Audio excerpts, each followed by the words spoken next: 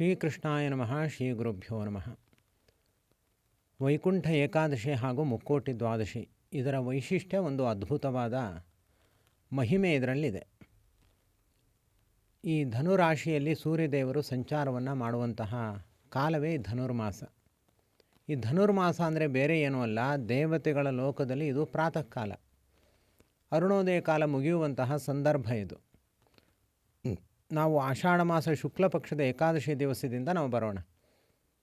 ನಮ್ಮ ಒಂದು ವರ್ಷ ದೇವತೆಗಳಿಗೆ ಒಂದು ದಿವಸ. ಆಷಾಢ ಮಾಸ ಶುಕ್ಲ ಪಕ್ಷದ ಏಕಾದಶಿ ಶಯನ ಏಕಾದಶಿ, ಅವರಿಗೆ ರಾತ್ರಿ ಪ್ರಾರಂಭವಾಗುವ ಕಾಲ. ಮಹಾವಿಷ್ಣು ಪದ್ಮನಾಭರೂಪಿಯಾದ ಪರಮಾತ್ಮ ಶಯನ ಏಕಾದಶಿಯ ದಿವಸ ಮಲಗ್ತಾನೆ. ಹಾಗೂ ಕಾರ್ತಿಕ ಮಾಸದ ಶುಕ್ಲ ಪಕ್ಷದ ಏಕಾದಶಿ ಉತ್ಥಾನ ದ್ವಾದಶಿ, ಉತ್ಥಾನ ಏಕಾದಶಿ ಅವತ್ತಿನ ದಿವಸ ಹೇಳ್ತಾನೆ. ಆಗ ಉಷಃಕಾಲ ಪ್ರಾರಂಭ ಆಗುತ್ತೆ ದೇವತೆಗಳಿಗೆ. ಈ ಧನುರ್ಮಾಸ ಅಲ್ಲಿಂದ ಒಂದೂವರೆ ತಿಂಗಳು ಧನುರ್ಮಾಸ ಪ್ರಾರಂಭ ಆಗುತ್ತೆ. ಧನುರ್ಮಾಸ ಪ್ರಾರಂಭ ಆದಾಗ ಅವರಿಗೆ ಅರುಣೋದಯ ಕಾಲ ಮುಗಿಯುವಂತಹ ಸಂದರ್ಭ. ಆಗ ಅವರು ವೈಕುಂಠದ ದ್ವಾರವನ್ನು ತೆಗೆದು ದೇವರ ದರ್ಶನವನ್ನು ಮಾಡುವಂತಹ ಸುಸಂದರ್ಭ ಇದು. ಅರ್ಥಾತ್ ಅವರು ದೇವರ ಪೂಜೆಯನ್ನು ಮಾಡಲಿಕ್ಕೆ ಈ ಸಿದ್ಧವಾಗುವಂತಹ ಕಾಲವೇ ಈ ಧನುರ್ಮಾಸ. ಆದ್ದರಿಂದ ಧನುರ್ಮಾಸದಲ್ಲಿ ಪ್ರತಿಯೊಬ್ಬರೂ ಕೂಡ ಅರುಣೋದಯ ಕಾಲದಲ್ಲಿಯೇ ದೇವರ ಪೂಜೆಯನ್ನು ಮಾಡಿ ಹುಗ್ಗಿ ನೈವೇದ್ಯವನ್ನು ಮಾಡಬೇಕು ಅನ್ನುವಂತಹ ಸಂಪ್ರದಾಯ ಬಂದಿದೆ. ಅದು ದೇವತೆಗಳ ಕಾಲವನ್ನು ಪರಿಗಣಿಸಿ ಒಂದು ತಿಂಗಳ ಕಾಲ ದೇವತೆಗಳಿಗೆ ಅದು ಪೂಜೆಯ ಸಂದರ್ಭ ಅದು. ಆದ್ದರಿಂದ ನಾವು ಕೂಡ ಆ ಸಂದರ್ಭದಲ್ಲಿ ಪೂಜೆಯನ್ನು ಮಾಡಿ ಧನುರ್ಮಾಸದ ಆಚರಣೆಯನ್ನು ಮಾಡಬೇಕು. ಸೂರ್ಯದೇವರು 12 ರಾಶಿಗಳಲ್ಲಿ ಸಂಚಾರವನ್ನು ಮಾಡ್ತಾರೆ. ಈಗ ಧನುರಾಶಿಯಲ್ಲಿ ಸಂಚಾರ ಮಾಡುವಂತಹ ಕಾಲವೇ ಈ ಒಂದು ತಿಂಗಳು ಆಗಿದೆ. ಈ ಧನುರಾಶಿಯಲ್ಲಿ ಸೂರ್ಯದೇವರು ಸಂಚಾರ ಮಾಡ್ತಾ ಹೋಗುವಾಗ ಈ ಪುಷ್ಯ ಮಾಸದ ಶುಕ್ಲ ಪಕ್ಷದ ಏಕಾದಶಿ ಬರುತ್ತೆ. ಇದು ವೈಕುಂಠ ಏಕಾದಶಿ.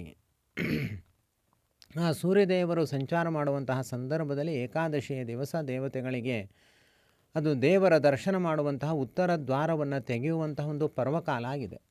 ಆದ್ದರಿಂದ ಇದನ್ನು ವೈಕುಂಠ ಏಕಾದಶಿ ಅಂತ ಕರೀತಾರೆ.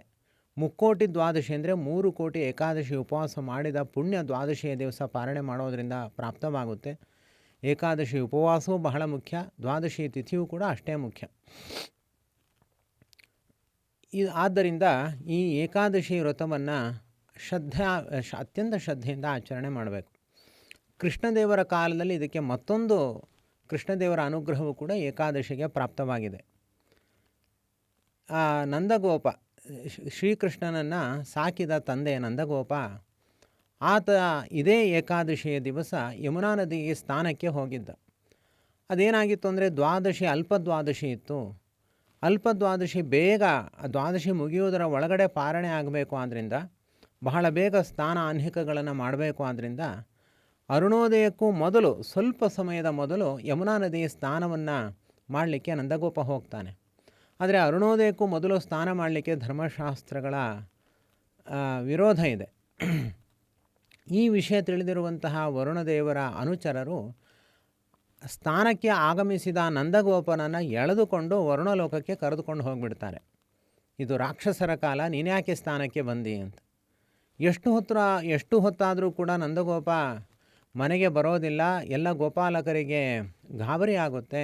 ಅವರು ಬಲರಾಮನಿಗೆ ಹಾಗೂ ಕೃಷ್ಣನಿಗೆ ನಂದಗೋಪ ಸ್ಥಾನಕ್ಕೆ ತೆರಳಿದವನು ವಾಪಸ್ಸು ಬರಲಿಲ್ಲ ಅಂತ ತಿಳಿಸ್ತಾರೆ. ಆಗ ಕೃಷ್ಣ ಪರಮಾತ್ಮ ಎಲ್ಲ ಗೋಪಾಲಕರಿಗೆ ಹೇಳ್ತಾನೆ, ನಾನು ನನ್ನ ತಂದೆಯನ್ನು ಕರೆದುಕೊಂಡು ಬರ್ತೀನಿ ಅಂತ ಸಮಾಧಾನ ಮಾಡಿ ಅವನು ಯಮುನಾ ನದಿಗೆ ಅವನು ಎಲ್ಲಿ ಸ್ಥಾನಕ್ಕೆ ಬಂದಿದ್ದ ನಂದಗೋಪ ಅಲ್ಲಿಗೆ ಆಗಮಿಸ್ತಾನೆ. ಅಲ್ಲಿ ಯಮುನಾ ನದಿಯ ಸ್ನಾನದ ಘಟ್ಟದಲ್ಲಿ ಅವನು ಒಳಗಡೆ ಹೋಗ್ತಾನೆ. ಕೃಷ್ಣ ಯಮುನಾ ನದಿಯ ಒಳಗಡೆ ತೆರಳುತ್ತಾನೆ.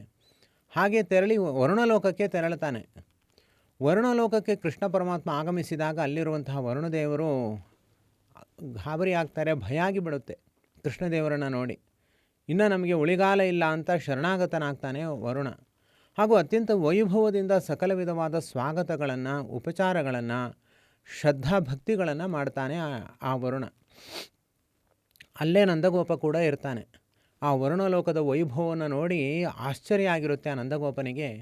ಯಾವಾಗ ತನ್ನ ಮಗ ಕೃಷ್ಣ ಅಲ್ಲಿಗೆ ಬಂದಾಗ ಅಲ್ಲಿ ಇರುವಂತಹ ಸಮಸ್ತ ಆ ದೇವತೆಗಳು ಆ ಕೃಷ್ಣದೇವರಿಗೆ ಎಷ್ಟು ಭಕ್ತಿ ಮಾಡ್ತಾರೆ, ಹೇಗೆ ಶರಣಾಗತರಾಗ್ತಾರೆ, ಇದೆಲ್ಲ ಸನ್ನಿವೇಶವನ್ನು ನೋಡಿ ಆ ನಂದಗೋಪ ಭಾರಿ ಆಶ್ಚರ್ಯ ಪಡ್ತಾನೆ. ಕೊನೆಗೆ ವರುಣದೇವರು ನಂದಗೋಪನನ್ನು ಕೃಷ್ಣನಿಗೆ ಕೊಟ್ಟು ಕರೆದುಕೊಂಡು ಹೋಗುವಂತ ಒಪ್ಪಿಸ್ತಾನೆ. ಕೃಷ್ಣ ಪರಮಾತ್ಮ ನಂದಗೋಪನನ್ನು ಕರೆದುಕೊಂಡು ತನ್ನ ಮನೆಗೆ ಆಗಮಿಸ್ತಾನೆ. ನಂದಗೋಪ ಇದೆಲ್ಲ ಅವನಿಗೆ ಆ ವರುಣಲೋಕ, ಅಲ್ಲಿ ಕೃಷ್ಣದೇವರಿಗೆ ಮಾಡಿರುವಂತಹ ಆದರ ಆತಿಥ್ಯಗಳು ಇದೆಲ್ಲವನ್ನು ನೋಡಿ ಭಾರಿ ಆಶ್ಚರ್ಯ ಆಗಿ ಅಲ್ಲಿರುವಂತಹ ಎಲ್ಲರಿಗೂ ಕೂಡ ಈ ವಿಷಯವನ್ನು ತಿಳಿಸ್ತಾನೆ ಆಶ್ಚರ್ಯದಿಂದ. ಹಾಗೂ ಕೃಷ್ಣದೇವರ ಮಹಿಮೆಯನ್ನು, ಕೃಷ್ಣ ಬೇರ್ಯಾರೂ ಅಲ್ಲ, ಸಾಕ್ಷಾತ್ ಪರದೈವ, ನಾವು ನಮ್ಮ ಮಗ ಅಂತ ತಿಳಿದುಕೊಂಡು ಹೀಗೆಲ್ಲ ನಾವು ಮೋಹ ಮಾಡಿಬಿಡ್ತೀವಿ, ಕೃಷ್ಣನ ವೈಭವ ಏನು, ಅವನ ಮಹಿಮೆ ಏನು ಅಂತ ಎಲ್ಲ ಗೋಪಾಲಕರಿಗೆ ಹೇಳಿದಾಗ ಗೋಪಾಲಕರಿಗೆ ಆಶ್ಚರ್ಯ ಆಗುತ್ತೆ. ಹೀಗೆ ನೀನು ಇಷ್ಟೆಲ್ಲ ಅತೀಂದ್ರಿಯವಾದ ಲೋಕಗಳಲ್ಲಿ ನೀನು ರಾಜನಾಗಿದೆ, ನಮಗಿದ್ಯಾವುದು ಕಲ್ಪನೆ ಇಲ್ಲ, ನಮಗೂ ಕೂಡ ತೋರಿಸು ಅಂತ ಎಲ್ಲ ಗೋಪಾಲಕರು ಕೃಷ್ಣದೇವರನ್ನು ಬೇಡಿಕೊಳ್ತಾರೆ.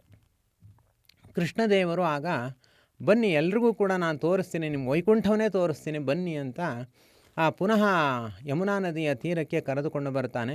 ಅಲ್ಲೊಂದು ಸ್ಥಳದಲ್ಲಿ ನೀವಿಲ್ಲಿ ಸ್ನಾನ ಮಾಡಿ ನಾನು ನಿಮ್ಮನ್ನು ವೈಕುಂಠಕ್ಕೆ ಕರೆದುಕೊಂಡು ಹೋಗ್ತೀನಿ ಅಂತ ಹೇಳ್ತಾನೆ.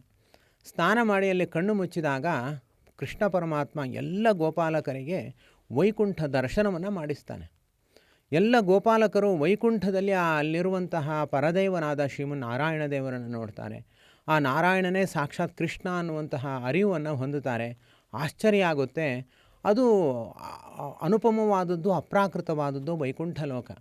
ಅದನ್ನು ನೋಡಿ ಎಷ್ಟು ಆಶ್ಚರ್ಯ ಆಗುತ್ತೆ, ಎಷ್ಟು ಸಂತೋಷ ಆಗುತ್ತೆ. ವೈಕುಂಠಕ್ಕೆ ಹೋದ ಅನುಭವವನ್ನು ಅವರು ಹೊಂದಿದಾಗ ಗೋಪಾಲಕರು ಕೃಷ್ಣನಲ್ಲಿ ಸಂಪೂರ್ಣವಾಗಿ ಶರಣಾಗತರಾಗ್ತಾರೆ. ಇದೆಲ್ಲ ಘಟನೆ ನಡೆದಿದ್ದು ಈ ವೈಕುಂಠ ಏಕಾದಶಿ ಹಾಗೂ ಈ ಮುಕ್ಕೋಟಿ ದ್ವಾದಶಿ ಪರ್ವಕಾಲದಲ್ಲಿ. ಯಾವ ಗೋಪಾಲಕರಿಗೆ ವೈಕುಂಠವನ್ನು ದರ್ಶನ ಮಾಡಿಸಿದನೋ ತನ್ನಿಮಿತ್ತದಿಂದ ಏಕಾದಶಿಗೆ ವೈಕುಂಠ ಏಕಾದಶಿ ಎನ್ನುವಂತಹ ಹೆಸರು ಕೂಡ ಬಂತು ಎಂಬುದಾಗಿಯೂ ಕೂಡ ಹೇಳ್ತಾರೆ. ಹೀಗೆ ವೈಕುಂಠ ಏಕಾದಶಿಯ ದಿವಸ ಪ್ರತಿಯೊಬ್ಬರೂ ಕೂಡ ಆ ಕೃಷ್ಣ ಪರಮಾತ್ಮನ ಈ ಚರಿತ್ರೆಯನ್ನು ಕೂಡ ಸ್ಮರಣೆ ಮಾಡಿಕೊಳ್ಬೇಕು. ಮತ್ತೊಂದು ಪುರಾಣದಲ್ಲಿ ಬರುವಂಥದ್ದು ಮೋರ ಅನ್ನುವಂತಹ ಒಬ್ಬ ರಾಕ್ಷಸ ಇವತ್ತು ನಾವು ತಿನ್ನುವ ಎಲ್ಲ ಪದಾರ್ಥಗಳಲ್ಲಿ ಅವನು ಆಶ್ರಿತನಾಗಿರ್ತಾನಂತೆ. ಯಾರು ಅನ್ನವನ್ನು ಅಥವಾ ಯಾವುದೇ ಆಹಾರವನ್ನು ಸ್ವೀಕಾರ ಮಾಡ್ತಾರೋ ಅವರನ್ನು ಆ ಮೋರ ಅನ್ನುವಂತಹ ರಾಕ್ಷಸ ಆವರಿಸ್ತಾನೆ. ಆದ್ದರಿಂದ ಇವತ್ತು ಏನನ್ನೂ ಕೂಡ ತಿನ್ನಬಾರದು ಎಂಬುದಾಗಿಯೂ ಕೂಡ ಪುರಾಣಗಳು ಪ್ರತಿಪಾದನೆ ಮಾಡುತ್ತವೆ. ಹೀಗೆ ಅನೇಕ ಕಾರಣದಿಂದ ವೈಕುಂಠ ಏಕಾದಶಿ ಹಾಗೂ ಮುಕ್ಕೋಟಿ ದ್ವಾದಶಿ ಅನ್ನುವಂಥದ್ದು ಅತ್ಯಂತ ಮಹತ್ವಪೂರ್ಣವಾದ ಮಹಿಮೆಯನ್ನು ಹೊಂದಿದೆ. ವಿಶೇಷವಾಗಿ ತಿರುಪತಿ ಶ್ರೀನಿವಾಸ ದೇವರ ದರ್ಶನವನ್ನು ಹಾಗೂ ಅವರ ಸ್ಮರಣೆಯನ್ನು ಮಾಡುವುದು ಕೂಡ ಇವತ್ತಿನ ದಿವಸದ ಅತ್ಯಂತ ಅವಶ್ಯ ಕರ್ತವ್ಯವಾಗಿದೆ.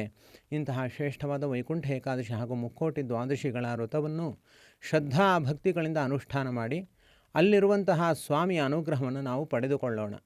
ಶ್ರೀಕೃಷ್ಣಾರ್ಪಣಮಸ್ತು.